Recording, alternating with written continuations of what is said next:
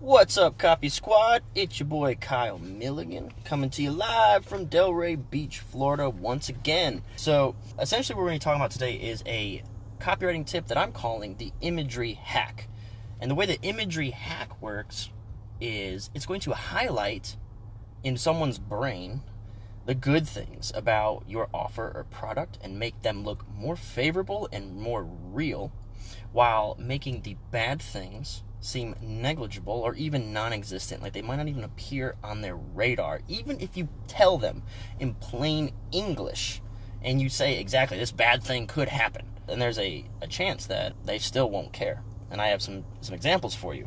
Okay, so before we begin, we always talk about the big four emotions. This is like my claim to fame. All right, new, easy, safe, and big.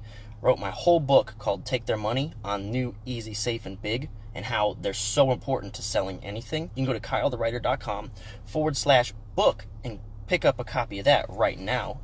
But what this technique is going to highlight for new, easy, safe, and big is definitely safe and big. It's going to lean heavier on safe, but you can finesse it to make it seem big too. So it's really useful because this one technique can take care of two emotions of the big four, and they are important AF. Let's start with one fundamental fact that needs to be stated, and that is that people cannot process data.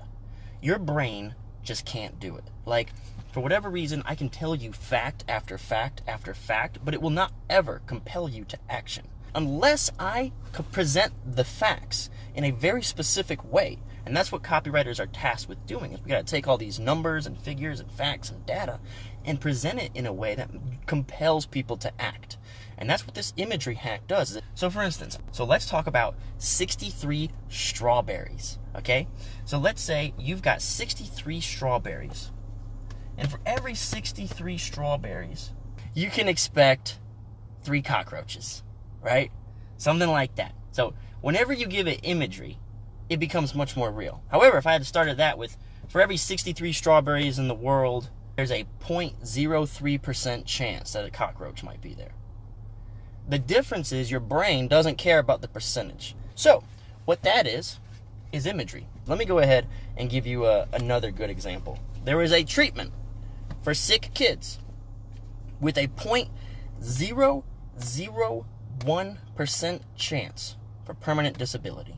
All right? Does that seem very significant to you? Does that really ruffle your feathers? However, what if I told you that this treatment for sick kids that can make them better causes 1 in 100,000 kids to become permanently disabled? What happens is when I label it 1 out of 100,000 is I'm giving it an example. I'm giving it an instance. I'm giving it something tangible that can create an image of a permanently disabled child in your brain.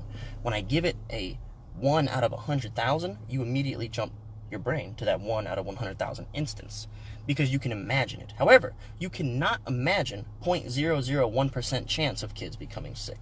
That's imagery, all right? So whenever you do a 1 out of 100,000, you create a numerator. What happened is a scientific term called denominator neglect, all right? So what you can do with this is anytime something bad needs to be stated, frame it as a percentage, because the brain can't wrap its head around it. It won't even process it. It generally won't even care, right? So that's called denominator neglect. So what happens is people focus on the numerator. If there is no numerator, there's nothing to focus on. So if you give them the percentage, it's raw data. The brain doesn't care. You can basically minimize bad things, right? So again, there's a scientific term for this. It's called denominator neglect. I call it the imagery hack because that's giving an old thing, an old boring word, denominator neglect, giving it a cool name, imagery hack.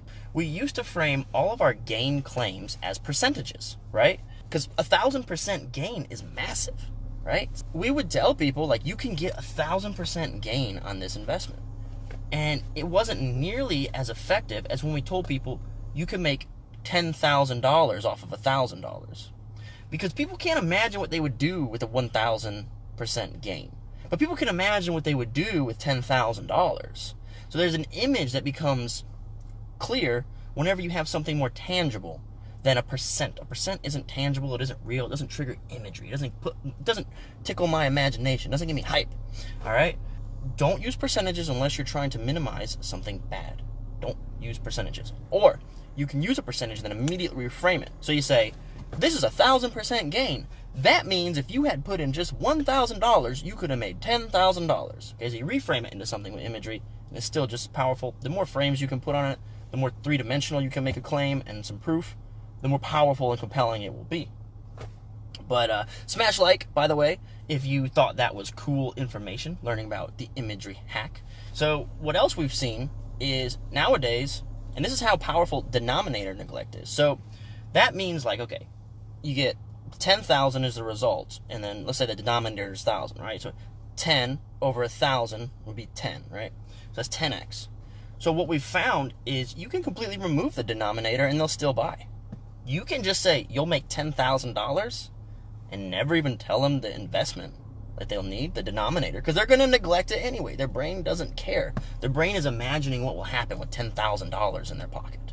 So that's called denominator neglect. Denominator neglect. And I call it the imagery hack, because I know if I want someone to really get hyped up about something I'm talking about, I need to convert it from raw data into something that their brain can begin drumming up imagery. Also, smash like if this is useful at all. But yeah, that's my copywriting tip for today. Anything when you're selling something, frame it in terms of instances. Okay, frame it in terms of instances. If you got something bad to talk about, something you don't want to highlight, frame it in terms of percentages. Now, unless you're selling out, if you're selling out, use instances, right? All right, so one example was, you could say like 1 out of 10,000 crimes is caused by mental health issues for people who are off their meds, right? So that sounds like, oh, we need to get tighter on mental health issues. We can't have, or we could say murders, it's even stricter. So basically, if you're trying to highlight the bad, if you are trying to highlight whatever you're trying to highlight, even if it's bad, you give it an image, if you give it a specific instance, what they call a numerator, right? 1 out of 10,000. It could be a super small chance, right? It was an exciting thing for me to learn because I realized why writing in dollars instead of percentages for our promos has been so effective, because it's imagery. You can create instances and imagery and stoke that imagination. Percentages do not stoke the imagination. They don't compel action. They don't get you thinking about what you could experience or what could happen, right? So the issue I was saying is like 1 out of 10,000. Let's say 1 out of 100,000, because violent crimes are from like mental patients who don't have their meds or something, right? Versus if I say mental patients like this have a 0.001% chance of harming other people. That seems so insignificant. But if I say 1 out of 100,000, you're like, all of a sudden you completely neglect the fact that 100,000 is a massive number. That's how terrorism works, right? Terrorism creates this imagery in your head. It could be like 1 terrorist attack per zillion years, per zillion per capita. But when I hear it as 1 attack per 500,000 square miles, I don't care about the 500,000 square miles. I'm worried about the terrorist attack, right?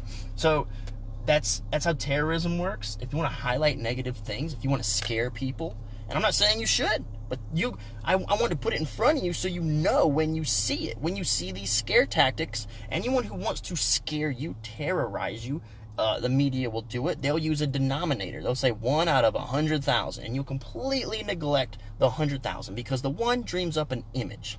If they wanted to play it down, they'd cite percentages. They'd say, oh, terrorism has a 0.001% chance of happening in your area. Doesn't seem very significant. Doesn't even seem plausible anymore. But if I say there's a 1 in 100,000% chance that a bus blows up at your house or something like that, or in your neighborhood or something like that, you will freak out, man. You'll be terrified of every bus. So that's it, man. It's the imagery hack. If you can just give it some imagery, they're going to make you whip out your notepad, start scribbling down notes because you're excited about making more money with your copy. Thanks very much, guys. That's it for your boy. Peace out, Copy Squad.